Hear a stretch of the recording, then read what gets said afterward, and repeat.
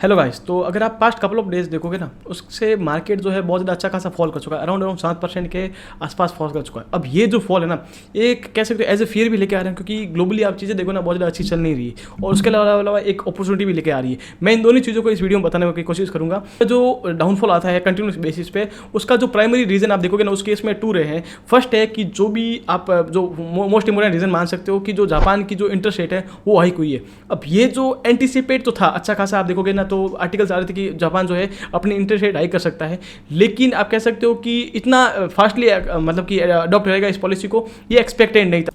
अब यहाँ पर आप देखोगे कि उसके कारण जो है मार्केट, इंडिया का मार्केट कंपेरेटिवली आप देखोगे ना जापान की इंटरेस्ट रेट हाइक से इतना ज़्यादा नहीं गिरा है। लेकिन अगर मान लीजिए, मैं यहाँ से एक एक्सपेक्टेशन रखता हूँ, क्योंकि अगर आप देखोगे आने वाले समय में मतलब 18 सितंबर के आसपास जो है इसकी जापान की मीटिंग होने वाली, तो वहाँ पर भी ये एक्सपेक्टेशन लगाई जा सकती है कि एक कह सकते इंटरेस्टिंग डिसीजन आ सकता है, वेदर दे हाइक और नॉट, लेट्स सी। बट यहाँ पर आप मान लीजिए कि जो 55,000 57,000 के आसपास जो है बैंक निफ्टी चली जाती है, ठीक है ना, यहाँ से जो भी ये रिकवर करिए एक डेढ़ महीने में कवर कर देती है, 1% मतलब 6% 7% जो है मूवमेंट कर लेती है। लेकिन उसके बाद में जो अगर उसका हाइक हो जाता है, तो उस केस में ये बहुत ज़्यादा नेगेटिव फैक्टर माना जा सकता है, और उस केस में ये हम एक्सपेक्ट कर सकते हैं थोड़ा बहुत वापस एक करेक्शन आ सकता है। ये एंटीसिपेशन है, लेट्स सी क्या होता है। लेकिन अगर जो है यही बैंक निफ्टी का भाव जो है 48,000 के आसपास रहता है, तो उस केस में उस जो डिसीजन का अगर हाइक भी होती है, तो उसका इंपैक्ट इतना ज़्यादा वाला इंडिया में नहीं होने वाला है, क्योंकि जो प्राइस जो है ऑलरेडी डिस्काउंट हो चुकी है। तो ये एक कह सकते हो कि क्राइटेरिया आप नेक्स्ट जब मीटिंग होती है उस केस में आपको ध्यान रखना है। अब सेकंड जो चीज़ थी वो थी इजराइल ईरान का कॉन्फ्लिक्ट, जो भी ऑनगोइंग चल रही है। अब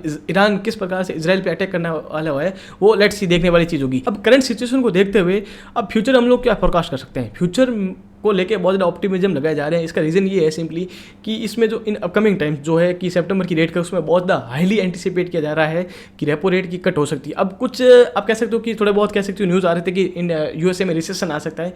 ये एक कह सकते हो बहुत ज़्यादा फेल्स न्यूज़ थी, क्योंकि अगर आप देखोगे रिसेशन उस समय आता है जब 2 क्वार्टर कंटिन्यूस बेसिस पे नेगेटिव आते हैं। अभी आप देखोगे रिसेंटली जो जीडीपी का डाटा आया था यूएसए का, तो वो बहुत ज़्यादा पॉजिटिव आया था, वो जो अच्छा आया था। तो उस केस में हम लोग ये एंटिसिपेशन लगा सकते हैं कि जो इन अपकमिंग टाइम जो है कहीं ना कहीं डाटा खराब आ सकता है। तो ये एक इंपॉर्टेंट टर्म हो गया। वो थोड़ा बहुत कनेक्ट कर रहे थे ट्रंप की जो स्टेटमेंट थी उससे, कि ट्रंप जो कह रहे हैं कि जो इन अपकमिंग टाइम जो रेट कट है, वो जब तक इलेक्शन कंप्लीट नहीं हो जाए तब तक रेट कट नहीं होना चाहिए, क्योंकि ट्रंप को ये पता है कि जब रेट कट होगा तो बाजार बहुत ज़्यादा अच्छा जाएगा। और किसी भी ओपोजिशन के लिए अच्छी चीज़ नहीं है कि वो बाजार अच्छा जाए और एक कह सकते हो अच्छा इन्वायरमेंट क्रिएट हो। तो अगर नेगेटिव फैक्टर रहता है तो कहीं कहीं ट्रंप को हेल्प करेंगे इन द इलेक्शन। तो ये एक काइंड ऑफ कह सकते हो उनकी इलेक्शन रैली का पार्ट है।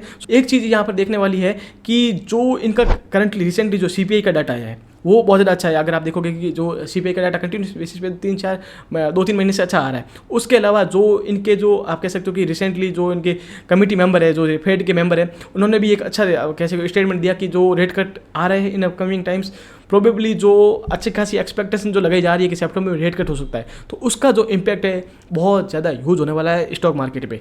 स्टॉक मार्केट पे किस पे, क्योंकि अगर आप देखोगे यूएसए की रेट कट स्टार्ट होती है, कहीं कहीं इंडिया की रेट कट भी होगी। अब इसको मैं थोड़ा सा डाटा के हिसाब से समझाना चाहूँगा। आप बैंक निफ्टी का ही आप चार्ट देख रहे होंगे, हम यहाँ पर हम लोग एक वीक का लेते थे, तो उस केस में आप देखोगे जो मेजोरिटी ऑफ द इसमें फॉल देखोगे ना, इस केस में आया था। इस केस में क्यों आया था कि यहाँ पर रशिया का वहाँ से कॉन्फ्लिक्ट स्टार्ट हो गया था। कॉन्फ्लिक्ट तो अराउंड अप्रैल के आसपास स्टार्ट हो गया था, ठीक है ना। तो यहाँ पर आप देखोगे अप्रैल के आसपास कहीं कहीं स्टार्ट हो गया था 2022 आई थिंक वहीं से हुआ। लेकिन यहाँ से क्या हो रहा था कि जो सीपीआई है, जो कंज्यूमर प्राइस इंडेक्स है, मतलब जो इन महंगाई का डाटा है, वो बहुत ज़्यादा बढ़ गया था। उसके कारण रेपो रेट को धीरे धीरे बढ़ाया जा रहा था। तो उसके कारण है कंटिन्यूस बेसिस 6 महीने तक मार्केट में बहुत ज़्यादा ढंगा फॉल आया था। और ये रीज़न क्या था, सीपीआई फेड कट हो गया, और आप कह सकते हो कि जो एफडीआई हो गया, क्योंकि यहाँ पर आप देखोगे कंटिन्यूसली 6 मंथ तक जो है मार्केट में एफडीआई ने बहुत ज़्यादा अच्छा सेलिंग की थी। तो ये 3 रीज़न थे, और वो तीनों रीज़न जो है कहीं ना कहीं अभी सॉल्व होने वाले हैं। यहाँ पर जो है सितंबर से अगर रेट कट स्टार्ट होता है, तो कहीं ना कहीं आप देख सकते हैं कि अपकमिंग टाइम जो कंटिन्यूस बेसिस पे रेट कट हो सकते हैं। सेकंड चीज़ है कि सीपीआई अराउंड 2.9% के आसपास आया है, तो 2% के आसपास का जो फेड का टारगेट है, तो वो कहीं ना कहीं अचीवेबल लग रहा है इन अपकमिंग टाइम। थर्ड चीज़ होगी कि जो एफडी है, क्योंकि अगर आप देखोगे कि अगर यूएसए की रेट कट कंटिन्यूस बेसिस पे कम होती है, तो इंडिया में एफडी कहीं ना कहीं एक कह सकते हो पुश मारने वाला है। अगर हम यही बात करें इंडिया के बेसिस पे रेट कट होता है, तो उस केस में ऑब्वियसली बैंकों को बहुत ज़्यादा बेनिफिट होने वाला है, क्योंकि कॉस्ट ऑफ बोरोइंग है बहुत ज़्यादा बढ़ने वाली है। तो तो यही हम बात करें अगर इंडिया के बेसिस पे, तो उस केस में क्या होगा कि कॉस्ट ऑफ बोरोविंग कम होगी, क्योंकि अगर आपको सेंट्रल बैंक से repo rate as a repo rate जो है सस्ते बेसिस पे लोन मिल रहा है, मतलब कि क्रेडिट मिल रहा है, तो उस केस में वो बिजनेस को या फिर आप कह सकते जो भी कंज्यूमर्स होते हैं उनको इजीली कम इंटरेस्ट रेट पे लोन दे सकते हैं। तो उसका जो इम्पैक्ट जो होता है, आप कह सकते हो बैंक्स हो गया, फाइनेंस सेक्टर हो गया, या फिर आप कह सकते जो भी रिलेटेड है बैंक से, obviously each and every around जो कह सकते हो कि सेक्टर जो होता है थोड़ा बहुत कहीं ना कहीं तरीके से बैंक से रिलेटेड होता है, तो उस केस में उन सारी बिजनेसेस को कहीं ना कहीं बेनिफिट होने वाला है।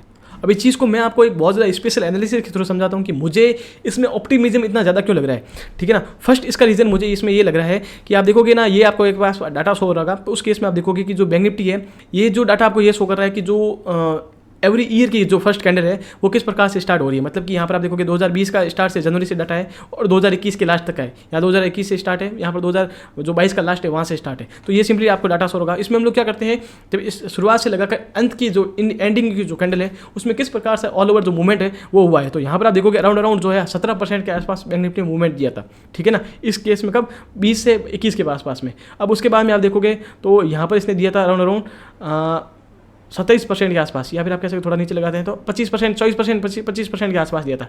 यहाँ पर कितना दिया था आपके, वो दिया था अराउंड आपके 13% के आसपास। और यहाँ पर आप देखोगे तो इस केस में मूवमेंट आया है अराउंड कितना कि अभी अगर हम जो राइट नाउ क्लोजिंग चले तो उस केस में सिर्फ और सिर्फ 3.5% के आसपास आ रहा है, which is a really good thing that कि अगर 10% के आसपास भी आता है, क्योंकि अभी तक हमारे पास 4 मंथ अराउंड पड़े हैं, 3.5 मंथ पड़े हैं, तो उस केस में 5-7% का मूवमेंट यहाँ से इस डाटा के हिसाब से देखें तो ये हो सकता है।